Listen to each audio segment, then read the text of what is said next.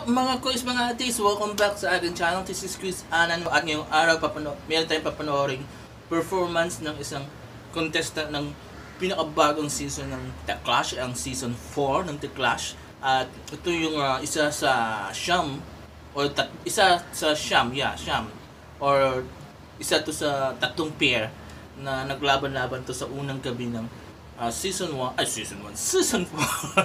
ng The Clash. So panoorin natin itong performance niya at mamaya I'll be giving my reaction or my opinion on it. So with no further ado, let's watch the video and yun, let's go!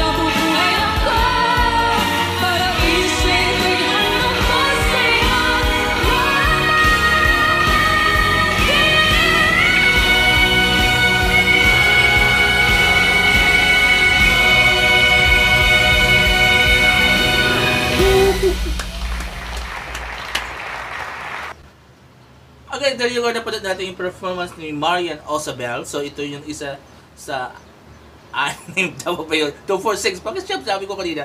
Anim ng laban-laban. So, tatlong pares yun. Na naglaban-laban during the first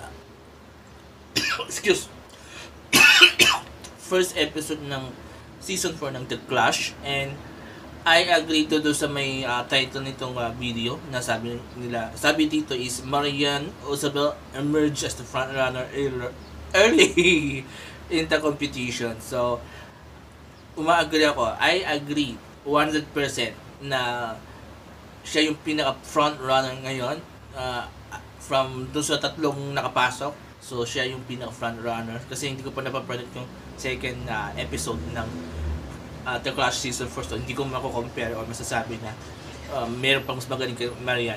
So, hindi ko familiar yung kanta, but it says here ang kanta is Paraisong Parisukat. So, it's very Filipino song. Pero ang ganda yung song, ang ganda. Bumagay doon sa boses ni Marian. And so far, so good. Siya yung may pinaka-powerful na boses. Siya yung, how you call it? Yung talagang matindi yung boses niya at ang taas ng boses at lalo yung last part na-imagine ko parang ito yung pwedeng pumalik kina Jonah na ang tatas ng boses, Jonah at Regine, diba? Kasi sila yung dalawang malagtataas ang boses kasi si Jessica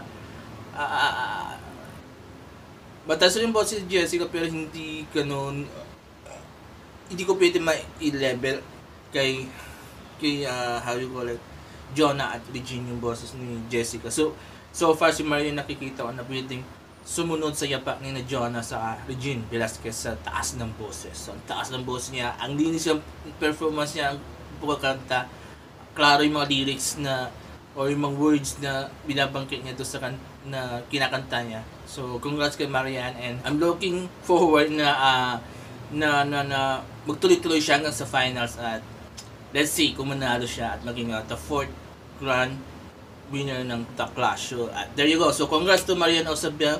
I know, medyo popular si Marian kasi nababasa ko doon sa mga post ng, yung mga comments ng mga fans doon sa post ng GMA about The Clash. So, Marian is one of the known na contestant for this season. So, kung nagustuhan nyo itong video ko, please, mag-comment kayo sa baba. And kung meron man kayong mga gustong i-share na thoughts, negative, positive, kumontra kayo, or gusto nyo rin mag-request or mag-suggest, please comment kayo sa baba. And kung may gusto kayong i-share something na magpapasaya sa akin, na magpapakanda dito sa channel ko, then I'm willing to accept anything. So yun, there you go. So, kagaya ng mga traditional na ginagawa ko dito at sa iba pang channel ko, please don't forget these four things. Comment, like, share, and subscribe to my channel, to Alan Scrisio, and please visit my other channel, Lakay Alan Borja, and my only vlog channel, Proudly Bromley Vlog. So there you go. Have a nice day to you. Enjoy the day, and bye-bye!